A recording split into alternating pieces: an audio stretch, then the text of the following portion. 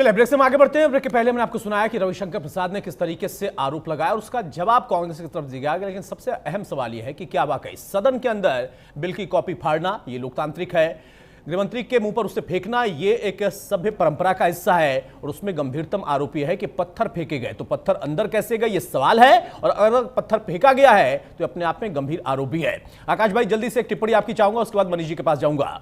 ये क्या लोकतांत्रिक व्यवस्था का हिस्सा है? और जैसा मैंने कांग्रेस के सदस्य को सुना, उनका कहना है कि यहां पर बिल की कॉपी में क्या लिखा गया है हमें पता ही नहीं है। बिना पते विरोध कैसे है? कोई भी संवैधानिक संशोधन आता है या नया बिल इंट्रोड्यूस होता है तो उसकी एक प्रक्रिया है। वो प्रक्रिया क्या है कि आपको पब्लिक डोमेन में उसके ऊपर चर्चा होनी चाहिए। आप जो पब्लिक रिप्रेजेंटेटिव चुन के आते हो, राज्यसभा हो लोकसभा हो, उसके अंदर चर्चा होनी चाहिए। वो बिल के ऊपर अभिप्राय आने चाहिए अलग अलग लोगों के। उसके बाद वो चर्चा के रूप से वो संसद में पेश होना चाहिए। ये प्रक्रिया कहीं ना कहीं भाजपा हमेशा से टालती आ रही है। हर एक बिल जिस तरीके से रातों रात लाती है और विपक्ष को और देश को अंधेरे में रखती है, तो कहीं ना कहीं इनकी मंशा पे शक होता है और वो लाजमी है। हमने 3 काले कानून जो कृषि के थे उसके बारे में देखे, और जितने भी इन्होंने संशोधन लाए वो सिर्फ अपने मित्र अदानी को, अंबानी को और इनको फायदा देने के लिए लाए, देश के हित के लिए नहीं लाए।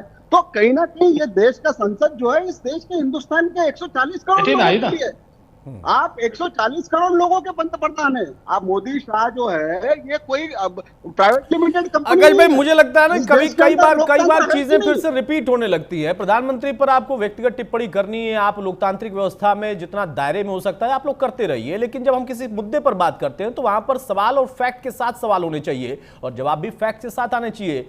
मैंने कहा कॉपी में क्या है, आपने कहा कि अचानक से ले आते हैं। भाई अचानक से भी कुछ आया तो जब हम पेपर देने जाते हैं तब भी पेपर हमें अचानक से दिया जाता है। हालांकि यहां पर प्रक्रिया ऐसी नहीं होती है। सदन में कॉपी सभी के पास थी, तभी आपने उसको फाड़ा। अब फाड़ने में पत्थर फेंका गया नहीं फेंका गया अलग विषय है, लेकिन उस कॉपी को आप पढ़ सकते थे। बिना पढ़े आपने कह दिया कि नहीं, जनता के सरोकार वाला बिल नहीं है। इसका जवाब मनीष पांडे आपके पास है। भाई बिना बताए अचानक से आप बिल कॉपी ला देते हो, सदन में दे देते हो। विपक्ष के पास उसको फाड़ने का मौका होता है, पढ़ने का मौका नहीं होता है। बहुत सारे सवाल है, लेकिन सबसे बड़ा गंभीर आरोप जो बीजेपी लगा रही है, क्या वाकई पत्थर के साथ फेंका गया गृहमंत्री के ऊपर उसकी कॉपी?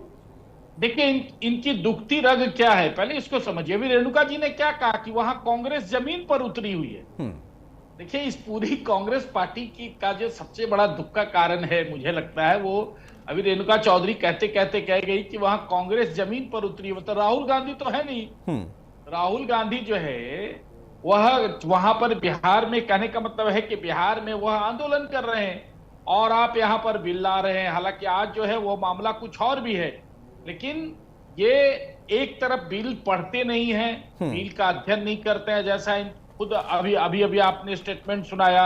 दूसरी तरफ कह रहे हैं कि बिल जो है वो गलत है, बिल का विरोध होना चाहिए। तीसरी तरफ जो बिल सबके लिए है, उस बिल के दायरे में सारे लोग आते हैं, वो बिल का विरोध करते हैं। चौथी तरफ भाई अगर किसी को आपको लगता है कि भाजपा के वॉशिंग मशीन में जाकर वह धुल जाता है तो न्यायालय है ना, आप उसके खिलाफ PIL दायर कर दीजिए। उसके बाद मामला खुद ब खुद आगे बढ़ जाएगा। आप डिबेट में बैठते हैं, कहते हैं कि मामला खत्म कर दिया गया। किसका मामला खत्म कर दिया गया भाई? किसका मामला खत्म हो गया है? किसकी फाइल बंद हो गई है? अनावश्यक कुछ भी बैठते हैं और डिबेट में कह देते हैं क्योंकि सुनने में आपको वो कंफर्टेबल लगता है कह देने का कि वोटों की चोरी हो गई, हेमंत विश्व वोटों की चोरी हो गई।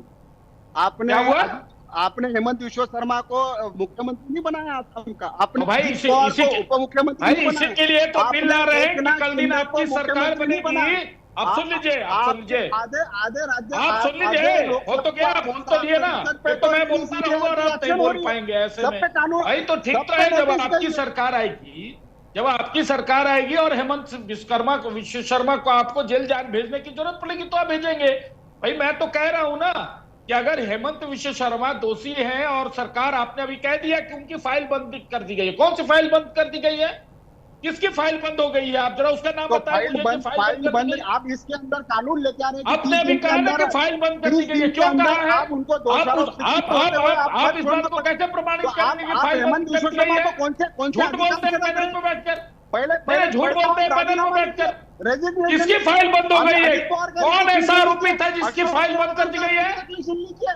मुझसे कुछ बोलते हैं डिबेट में आकर आप ये छोड़ दीजिए। इसीलिए आपको सुप्रीम कोर्ट ने भी डांटा है और आपको माफी मांगनी पड़ी है सुप्रीम कोर्ट में जाकर, ठीक है? और चुनाव आयोग भी आपको इसलिए डांट रहा है, इसीलिए आपको डांट रहा है। संविधान की किताब लेकर घूमते हैं और संविधान में एक हलफनामा की आवश्यकता पड़ती है, वो हलफनामा देने के लायक आप नहीं है और संविधान की दुहाई देते हैं, वोट की चोरी का आरोप लगाते हैं। अंग्रेजों से नहीं यार पटना से मीसा भारती जीत गई, पटना से मीसा भारती लालू जी की बेटी जीत गई, अमेठी से आपके उम्मीदवार जीत गए, वायनाड से आप जीत गए और वोटों की चोरी हो गई, वोटों की चोरी हो गई। इसीलिए जनता आप पे भरोसा नहीं करती, जनता इसीलिए आप पे भरोसा नहीं करती और इसीलिए आप सत्ता से दूर हैं।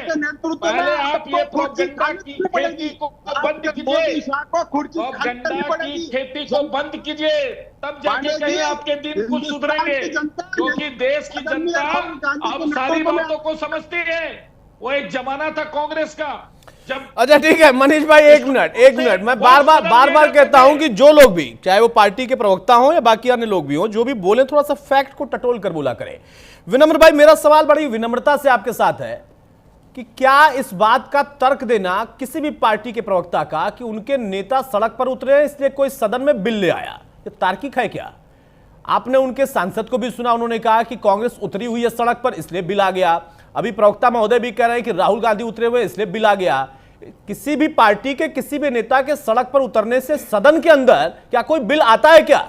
और अगर आ भी जाए तो उसके ग्राउंड क्या है लीगल?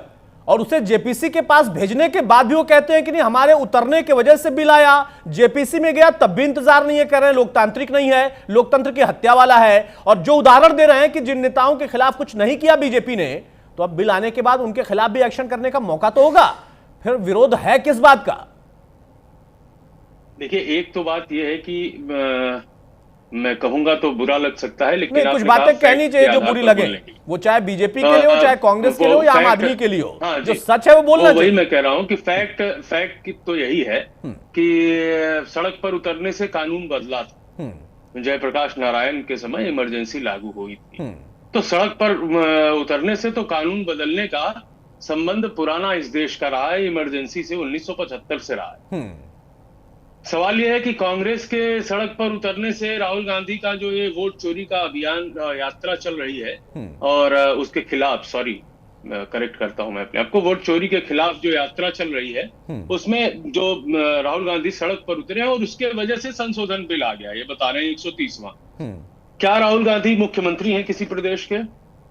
क्या राहुल गांधी राज्यपाल हैं? क्या राहुल गांधी किसी ऐसे पद पर हैं जिस पर उनको इस प्रकार के इस्तीफा देने का, या उन्होंने कोई ऐसा भ्रष्टाचार किया है जिसमें उनको जेल जाने का खतरा है? राहुल गांधी तो जनता के लिए लड़ रहे हैं। जनता, उनका कहना है कि वह जनता के अधिकारों के लिए लड़ रहे हैं। उनके वोट का अधिकार, उनके मतदान का अधिकार नागरिक के, भारत के नागरिक का पहला अधिकार है और फंडामेंटल राइट है कि वो वोट दे और वोट देकर अपनी मनचाही सरकार चुने। इसके लिए वो लड़ाई लड़ रही है, कोई भ्रष्टाचार तो है नहीं। तो अगर भ्रष्टाचार ये नहीं है और वो इस लड़ाई को लड़ रहे हैं, तो रेणुका चौधरी को ये पीड़ा, ये भय कहां से हो रहा है कि ये लड़ाई लड़ रहे हैं तो राहुल गांधी को जो किया गया पुराना भ्रष्टाचार है उसके एवज में ये भुगतना पड़ेगा? ये रेणुका चौधरी स्वयं राहुल गांधी अपने नेता जो सिंसियरली बहुत अच्छे ढंग से इस देश के नागरिकों की लड़ाई लड़ रहे हैं, रेणुका चौधरी प्रश्न चिन्ह में खड़ा कर रही हैं राहुल गांधी को। दूसरी बात, रेणुका चौधरी ने एक बयान और दिया कि आपके पत्रकार ने जब उनसे पूछा, एएनआई के पत्रकार ने उनसे पूछा कि तो ऐसे में क्या विरोध करेंगे, पत्थर फेंका जाएगा? हाँ, फेंका जाएगा। ये क्या एनआरकी है? आप पत्थर फेंकने को कह रही हैं, हाँ फेंका जाएगा, हम तो करेंगे ना, हम तो लड़ेंगे। तो क्या पत्थर फेंकेंगे? बोल रहे ऐसा मैं भी रेणुका चौधरी को सुन रहा था। आप बिल्कुल बताइए, बयान फिर से पढ़ लीजिए जो सच है। आप सर चला दीजिए फिर से, अतुल जी, मैं आपको चला देना चाहिए, मुझे फिर से चला दीजिए, चला देना बताइए बताइए एक बार बयान चला देना सुनवा देता हूं। आप लोग इतना कह रहे हैं तो सुनवा देता हूं। पीसीआर टीम एक बार फिर से सुना दिया जाए रेणुका जी ने क्या कहा है। आज ये बहुत ही पीड़ादायक है, बहुत दुख देने वाला है। वरिष्ठ सांसद लोग इस तरह का व्यवहार करेंगे, फिजिकल अटैक की कोशिश करेंगे, कागज में लपेट कर ढेला फेंकेंगे। ये मतलब क्या है इसका? क्या परेशानी है आपको इस बिल से? इसीलिए कि ये बिल केजरीवाल ऐसे लोग जो जेल जाते हैं, इस्तीफा नहीं देते, उसके लिए उपाय कर रहा है। और इस बिल में यह भी प्रावधान है कि जैसे ही आपको बेल मिल गया, आप वापिस आकर के फिर बैठ जाएंगे। लेकिन कुछ लोग जो नैतिकता की दुहाई देकर के भी जेल जाकर भी शासन चलाते हैं, उससे भारत की राजनीतिक शुचिता कमजोर होती है, शर्मिंदा होती है। उसी को एड्रेस करने का बिल तो है, और उस पर इतना हंगामा। बिल में क्या लिखा हुआ है वो तो समझे। ये रातों रात क्यों लाए बिल? पहले तो नहीं था, क्योंकि कांग्रेस वहां जमीन पे उतरी हुई है, तो ये दिखावा जैसा वुमेन्स बिल को लाए थे ना, वैसा ही ये भी करेंगे। ये सब ड्रामे हैं। और क्या लिखे हैं उसमें, उसके हिसाब से तो आधा पार्लियामेंट ये लोग सब अंदर रहना चाहिए। मैम पेपर भी फेंका, हंगामा भी हुआ है काफी ज्यादा इस बिल को लेकर। होगा, लोकतंत्र में ये हक बनता है लोगों का, होगा, बोलेंगे। सुन लिया भाई विनम्र जी, उनका ये कहना है कि लोकतंत्र में पेपर फेंका गया, ढेले वाली बात तो नहीं आई, पत्थर वाली नहीं। हाँ आकाश भाई बिल्कुल मैं आपकी बात से सहमत हूं, उन्होंने कोई पत्थर वाली बात नहीं की। बताइए विनम्र जी। उन्होंने कहा पेपर फेंका, कहा फेंका, फेंकेंगे लोग। पेपर वो पेपर में ही पत्थर की बात हो रही है, पेपर की। मैं तो सदन में नहीं था ना, पेपर मोड़ के फेंका, पेपर में ही लपेट कर पत्थर फेंका गया, यही तो आरोप है। गृह मंत्री के ऊपर, देश के गृह मंत्री के ऊपर जो बिल प्रस्तुत कर रहे हैं, ऐसा है देश के गृह मंत्री जो बिल प्रस्तुत कर रहे हैं, उनके ऊपर पेपर फेंका ना। कितना भी झूठा आरोप लगा ले, उससे कुछ होता नहीं झूठा आरोप नहीं है भाई, इसमें झूठा आरोप नहीं है, मैंने तो सुना दिया आप लोगों को। अब वो यही कह रहे हैं कि पेपर के अंदर पत्थर फेंका गया। बहरहाल पेपर फेंकना भी क्या लोकतांत्रिक व्यवस्था है? क्या मानते हैं आप कि गृह मंत्री के ऊपर, चाहे वो आपके चुने हुए गृह मंत्री हो या किसी वो पत्थर, उनको अगर उनका संबोधन चल रहा है तो उनके ऊपर पेपर फेंकना, ये भी क्या लोकतांत्रिक व्यवस्था है? इसको स्वीकार करती है बीजेपी या कांग्रेस? इस पर भी सवाल हो सकता है और लंबी बहस हो सकती है। बहरहाल विनम्र अपनी बात पूरी करें जल्दी से, उसके बाद मैं आगे बढ़ूं, कन्हैया के पास जाऊंगा। वही मैं कह रहा हूं कि क्या ये अगर लोकतंत्र की, जिस संविधान की रक्षा की दुहाई आदरणीय राहुल गांधी जी देते हैं, तो क्या ये उसी संविधान की सुरक्षा और उसी संविधान की रक्षा के दायरे के अंतर्गत आता है गृह मंत्री पर पेपर फेंकना? और दूसरी बात रही, जो आदरणीय आकाश जी ने अभी अपने उद्बोधन में कहा, अपने चर्चा करते हुए कहा था कि कांग्रेस, अगर भारतीय जनता पार्टी को बिल लाना था तो पहले जनता में इस बात का पहले चर्चा करानी चाहिए। तो क्या कांग्रेस ने जितने बिल आज तक ले आए, वो दावे से कह सकते हैं कि उन्होंने जनता के बीच में चर्चा करा करके वो बिल ले आए? बिल्कुल। आपातकाल का बिल जनता के बीच में चर्चा करा कर लाया गया था। आपातकाल हमारी गलती थी, हमारे नेता भी मानते हैं, मैं भी मानता हूँ जाहिर तौर से। आपातकाल हमारी गलती थी, हम मानते हैं। बहुत अच्छी बात है, बहुत अच्छी बात है सर। ये देखिए बदलाव होता है, समय के बाद बदलाव होता है। इमरजेंसी को कम से कम उन्होंने माना और उनके नेता मानने लगे हैं कि वो गलती थी, लेकिन बाकी बहुत कुछ नहीं मानते। अब सवाल यही है कन्हैया जी, कांग्रेस बीजेपी की लड़ाई राजनीतिक हो सकती है, लेकिन जनता के हित की अगर हम बात करें तो दोनों ही पार्टियां, मैं तो मानता हूं कि बीजेपी जितना चाहती होगी, कांग्रेस उससे ज्यादा जनता का हित कर चुकी होगी, और बीजेपी जितना चाहती है उससे ज्यादा कांग्रेस और करना चाहती होगी आने वाले समय में। लेकिन क्योंकि इस वक्त सत्ता में बीजेपी है, बीजेपी को जवाब भी देना, और बीजेपी के ऊपर यह आरोप भी है कि वो ऐसे बिल लेकर आ रहे हैं जिसको ना तो चर्चा में लाया गया, ना ही उसके ऊपर कोई बातचीत की गई है। अचानक से बिल को थोपा गया क्योंकि उनको डराना है लोगों को। क्या वाकई जेपीसी के बाद भी, जेपीसी में जाने के बाद, उस पर चर्चा होने के बाद भी ऐसा कोई ग्राउंड रह जाता है, कोई विकल्प बचता है कि कोई भी पार्टी सत्ता में आकर कोई ऐसा बिल लाए जिस पर सालों बाद उसको माफी मांगना पड़े, कहे हमारी गलती है? जैसा आकाश जी ने माना कि इमरजेंसी वाला वो गलती थी, लेकिन इस बिल में भी क्या कोई गलती की गुंजाइश है? देखिए गुंजाइश तो अभी हमें नहीं दिख रही है, क्योंकि पहले देखिए एक कोटा एक आया था हमारे यहाँ बिल, तो उसमें भी बाद में बहुत सारी चीजें देखी गई और समझी गई। एक चीज मैं सबसे पहले ये कहना चाहूंगा कि चाहे सदन में कोई भी राजनेता है, किसी प्रकार की हिंसा जो है वो ठीक नहीं है, वो चाहे सत्ता पक्ष द्वारा या विपक्ष द्वारा, किसी द्वारा की जाती है जी। हिंसा का बिल्कुल मैं निंदा करता हूँ। सदन में कभी भी हिंसक गतिविधि किसी भी राजनेता द्वारा नहीं किया जाना चाहिए, पहली बात ये है। दूसरी बात मैं ये कह रहा हूँ कि अभी जेपीसी में जाएगा, फिर दूसरे वो बिल अगर मान लीजिए पास होता है, पास होने के बाद फिर जनता है, कोर्ट है, और कभी भी कोई द्वार बंद नहीं होता है। जब सत्ता के दरवाजे कहीं कुछ लॉक कर देते हैं, बंद कर देते हैं, तो भी कोर्ट के द्वार खुले होते हैं। तो इसलिए कभी घबराने की जरूरत नहीं है। इसमें एक चीज मैं जरूर जोड़ना चाहूंगा कि जैसे कि एक संवैधानिक प्रक्रिया है कि हम किसी बिल को लाएं और उसको लेकर के समाज के भीतर जो कुरीतियां हैं या जो सत्ता पक्ष है या जो स्टेट जिस तरीके से क्राइम करते हुए जो स्टेट को चला रहा होता है वो किस तरीके से डिरेल करता है, पूरी व्यवस्था को खराब करता है, उस पर अंकुश लगाना क्या गलत है? मेरा मानना है कि कभी भी अंकुश लगाना गलत नहीं है। अगर देश को सही चलाना है, हम तो ये भी कहेंगे कि ये तो 30 दिन बहुत ज्यादा हो गया अतुल जी। मेरा ये कहना है कि ये तो 15 दिन ही होना चाहिए, 30 दिन नहीं। ये कौन लोग हैं जो कि 30 दिन रहेंगे वहां जेल के अंदर, उसके बाद फिर उनको अरेस्ट किया जाएगा या उनको इस्तीफा देना पड़ेगा? नहीं नहीं, 15 दिन के भीतर, 15 दिन भी बहुत ज्यादा होता है। अगर कोई व्यवस्था इस तरीके से बन रही है तो ये भारत के पक्ष में है, इसमें कोई गड़बड़ी नहीं है और इसका पुरजोर समर्थन होना चाहिए। भाई आकाश जी, फाइनल कमेंट की तरफ ही जाऊंगा। जो बात कन्हैया जी कह रहे हो, कन्हैया भी इसी देश इसी प्रदेश के ही हैं, किसी और ग्रह से नहीं है। उनका कहना है कि 30 दिन तो ज्यादा दिया, 15 ही देना चाहिए। मैं कहता हूं चलो 30 दिन भी, और 30 दिन भी जो प्रारूप लेकर आई सरकार, उस पर भी जेपीसी में अब मंथन होगा, आप लोगों के पास भी विकल्प होगा। आपको नहीं लगता कि कुछ चीजें बहुत जल्दबाजी में विरोध नहीं करना चाहिए? क्योंकि ये कृषि बिल का आपने उदाहरण दिया था, कृषि बिल ये लेकर आए, साल भर तक वो रस्साकशी हमने देखा। हालांकि मैं उसका क्रेडिट किसानों को देता हूं कि उन्होंने लड़ाई लड़ी। कांग्रेस खुद लेना चाहेगी, बाकी दल और लेना चाहेंगे, बीजेपी भी लेना चाहेगी कि नहीं, हमने भी देखिए मान लिया देर से, लेकिन वो लड़ाई लड़ी किसानों ने। फिर भी कोई भी बिल बिना चर्चा के अगर आप लेकर आते हैं और उसका अगर लोकतांत्रिक तरीके से विरोध या तो पार्टियां करती हैं या जनता करती है, तो उस पर विचार होना संभव है और वो होगा। आपको इंतजार करना चाहिए। वाकई कोई डर है ऐसा कि नहीं इस पर विचार भी नहीं करें, विरोध ही तुरंत हो जाए? अतुल जी, देखिए, देश के संविधान निर्माता आदरणीय बाबा साहेब अम्बेडकर ने जब इस देश को संविधान दिया, तभी उन्होंने सदन में एक बात रखी थी कि मैं संविधान तो दे रहा हूं, लेकिन यह संविधान अच्छा साबित होगा या बुरा साबित होगा, ये उस पे चलाने वाले पे निर्भर करेगा। उसी तरह कोई भी कानून बनता है, वो चलाने वाला कौन है, उसको ऑपरेट करने वाला कौन है, इंप्लीमेंट करने वाला कौन है, उसके ऊपर निर्भर करता है। अब तक की जो मोदी और शाह की जो सरकार रही है, इनका जो रवैया रहा है, ईडी को लेके, सीबीआई को लेके, जो ड्रैकोनियन जो कानून थे उसका दुरुपयोग इन्होंने किया है, उसके ऊपर इस देश के अंदर ये है संदेह है। दूसरी बात, जेपीसी के बारे में, आज जेपीसी की आप बात कर रहे हैं, जेपीसी में क्यों गया? बेसिक स्ट्रक्चर को धक्का लगा।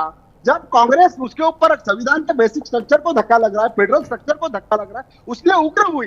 जब ये जेपीसी में गया, जेपीसी, हमारा तो वही कहना है कि जेपीसी में जाए, लोगों के पास जाए, चर्चा हो, राज्यसभा में जाए, लोकसभा के सांसदों के पास जाए, चर्चा हो, उसके बाद आए। कौन मना कर रहा है? लेकिन तरीका होता है, संवैधानिक प्रक्रिया होती है, और उसके तहत अगर कुछ बातें होती है तो होनी चाहिए। संशोधन लाना ये सरकार का काम है।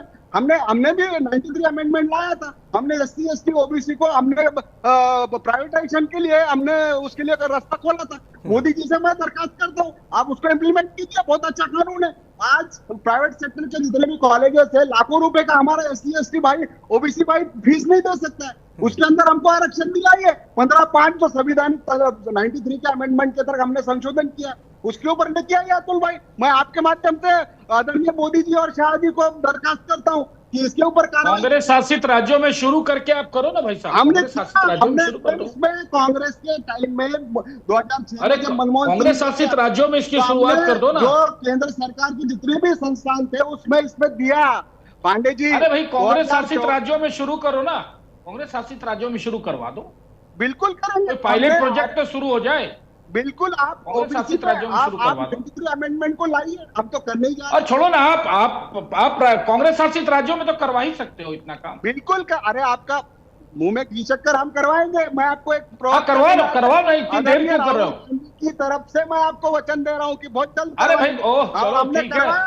वो तो पता चल ही गया कि आपने और राहुल जी में बहुत ज्यादा फर्क नहीं है। हमने एम्स में, IIT में हमने प्रावधान किया, SC ST OBC को हमने आरक्षण देखिए दिया। इतनी देर में आकाश भाई, इतनी देर में ये तो पता चल ही गया कि आप में और राहुल जी में बहुत ज्यादा का फर्क नहीं है। एक बात बिल्कुल मैं नेता है भाई, फर्क होने हम एक ही आत्मा है इस देश के लोगों के, 140 करोड़ लोगों हाँ, के लिए वो तो लड़ रहे हैं। बाइट जब आपने डबल बाइट चला के और आपके नेता की डबल किरकिरी हो गई तो उससे पता चल गया कि आप किस प्रकार से राहुल जी से मिलते जुलते हैं। नेता कोतवाल बन गया, इसलिए मोदी जी डरे हुए हैं वोट चोरी इस पे। कानून को लेकर के गलतफहमी है आकाश जी बोलिए इस कानून कन्हैया को भाई। लेकर के गलतफहमी है। पांडे जी, मैं बात कर रहा हूँ। मैं ये कह रहा हूँ कि देखिए, इसमें कोई ऐसा नहीं कि केवल मुख्यमंत्री तक की बात सीमित है। इसमें प्रधानमंत्री भी शामिल है, इसमें राष्ट्रपति भी है। इसके पहले जब लोकपाल की बात आ रही थी उस समय भी इस तरीके की बातें की जा रही थी। लेकिन अभी हमें क्या करना है कि इसमें कोई, इस दायरे में सभी लोग आ रहे हैं, इसलिए इसका स्वागत किया जाना चाहिए। लोकपाल का क्या हुआ? नहीं हुआ, क्या नहीं हुआ, कानून का क्या हुआ? नहीं, इसके ऊपर सरकार और मोदी जी 2014 में अन्ना हजारे ने इतना बड़ा हंगामा मचाया, उस एलिगेशन पे मैं नहीं जाऊंगा। एलिगेशन तो आप सत्ता पक्ष और विपक्ष लगाते रहिए, लेकिन मेरा ये मानना है कि जो मंशा और नियत का ही सवाल है, ये पूरे उसका जवाब ही वो है। मनसा सही है। इसमें प्रधानमंत्री और मुख्यमंत्री, राष्ट्रपति, सब लोगों को इस कानून के तहत। ठीक है कन्हैया भाई, मैं समझ गया, ये क्लियरेंस हो गया है कि इसमें सभी पार्टियां, सभी उस पद के लोग हैं, वो चाहे किसी भी पार्टी से जुड़ते हो, लेकिन वो पद जो है किसी पार्टी का नहीं होता है, वो संवैधानिक पद होता है। वो चाहे बीजेपी से जुड़ा व्यक्ति राष्ट्रपति पद पर बैठे या प्रधानमंत्री पद पर बैठे, वो देश का प्रधानमंत्री होता है, देश का राष्ट्रपति होता है। वो पार्टियां अपने हिसाब से उनका आकलन करती रहे और क्लेम करती रहे, वो उनका लोकतांत्रिक अधिकार है या फिर उनका मुगालता है। बहरहाल मनीष भाई, फाइनल कमेंट आपका। मेरा सवाल यह है कि आकाश जी को आपने सुना, उन्होंने कहा कि बिल से दिक्कत नहीं है, आपके नेताओं की मंशा से दिक्कत है, डर वहां है। देखिए ऐसा है कि 1860 का जो दंड संहिता था वो इस देश में तब से लागू था। आप जरा सोचिए, कितने शर्म की बात है देशवासियों के लिए, लेकिन वो उसमें बदलाव हुआ ना। मैं ये बात कह रहा हूं कि मैंने शुरू में ही कहा था कि 11 वर्षों में सरकार ने जो भी बिल लाया हो, जो भी एक्शन किया हो, कभी भी विपक्ष का सहयोग नहीं मिला। सबसे बड़ा दुर्भाग्य की बात यह है इस देश के लिए, कभी भी, यहां तक कि पहलगाम में नहीं मिला, अन्य जो आतंकवादियों के खिलाफ जो भी कार्रवाइयां हुई उसमें नहीं मिला। सबसे बड़ा दुर्भाग्य की बात देखिए, हमला होने के सबसे पहले हमारे नेता राहुल गांधी ने उसका, अरे भाई वो तो आपकी मीटिंग के अंदर तक की था, इसलिए मैंने कहा ट्रम्प आपका और आपके नेता का बहुत मिलता जुलता स्वभाव है। फायर करा दिया हमारे क्यों नेता ने, आकाश जी आपकी तारीफ करी? क्या आपके नेता ने बहुत ज्यादा का फर्क नहीं है? सपोर्ट किया था, लाइए पाकिस्तान पे। जिस तरीके से आपने 370 का भी कहा कि कश्मीर के अंदर वो जो है लोकतंत्र की हत्या कर दी गई, 370 को हटाकर, आपने अभी तुरंत कहा है, सभी लोगों ने, हम लोगों ने सुना है। तो आप तो किसी भी एक चीज का, वही 370 के ऊपर लोग कहा करते थे ना कि खून की नदियां बह जाएगी, पीपल रिप्रेजेंटेशन एक्ट, और जम्मू दूसरी बात, के लोग इस देश के लोग नहीं है इस देश। अरे भाई, तो वो जब वहां पर हिंदुओं का कत्लेआम हुआ क्या वो पीपल रिप्रेजेंटेशन नहीं आते? अब वहां नहीं थे। देखिए आप हर बात में टपक जाते हैं, अच्छी बात नहीं है। बात किसी को रखने दीजिए, 1 to 1 करने के लिए हम लोग थोड़ी बैठे हैं। अगर 1 to 1 करना रहेगा तो हम लोग भी करेंगे। देखिए कहने का मतलब यह है कि ये लोकपाल की बात कर रहे थे अभी, ठीक है, लोकपाल कांग्रेस शासित राज्य अपने यहाँ लोकपाल भी ले आए, लोकपाल की नियुक्ति कर दे। भाई जो काम भाई आप पैरेलल अगर बेहतर कर सकते हैं, फिर आप बोलने लगे आकाश जी, फिर आप बोलने लगे, अपने समय में भी बोले और मेरे समय में भी डिस्टर्ब कर रहे हैं। मैं तो ये कह रहा हूं कि लोकपाल भाजपा नहीं की, आप कर दो ना भाई, अपने अपने राज्य में भी लोकपाल नियुक्त हो सकते हैं, कर दो। नहीं, उन्होंने बोला है, उन्होंने कहा है कि जल्दी शुरू करने वाले हैं, थोड़ा समय लगेगा, शायद इंतजार कर रहे होंगे। विनम्र बहुत जल्दी से, बहुत शार्प कमेंट आपका, कि क्या ये ऐसा बिल है जो कि कुछ लोगों के लिए दिक्कत है या उन सभी लोगों के लिए दिक्कत है जो कि राजनीति में रहते हुए उसका अशुद्धिकरण कर रहे हैं, उनको शुद्ध कर देगा ये बिल?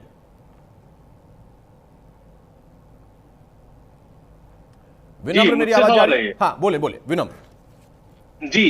ये निश्चित तौर पर इस बिल को जेपीसी में के सामने गया है और दोनों ही पक्ष और विपक्ष, सत्ता पक्ष और विपक्ष दोनों को मिलकर बैठकर इसको एक ऐसे कानून के रूप में पास करना चाहिए। और देश ये चाहता है कि भ्रष्टाचार पर और राजनीतिक, ठीक है, देश ये चाहता है कि भ्रष्टाचार पर लगाम लगे, वो किसी भी पार्टी से जुड़ा व्यक्ति हो। बहुत शुक्रिया विनम्र आपका भी, बहुत शुक्रिया कन्हैया आपका भी, आकाश भाई आपका भी और मनीष भाई आपका भी। तो मौजूदा दौर में सबसे बड़ी बात कि जिस बिल को लेकर इतना हंगामा है, उस हंगामे के बीच में एक नया मौका है। वो बिल अब जेपीसी के पास गया, जहां पर पक्ष विपक्ष के दोनों ही सदस्य होते हैं, उस पर चर्चा करें, पढ़े लिखें और पढ़ने लिखने के बाद उस पर विचार करके अगर वो सही है तो उसे लागू किया जाए।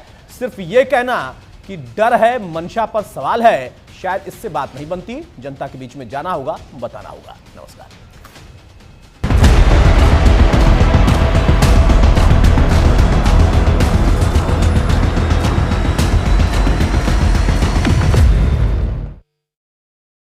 आधी आबादी को पूरा अधिकार देने के अभियान में साथी और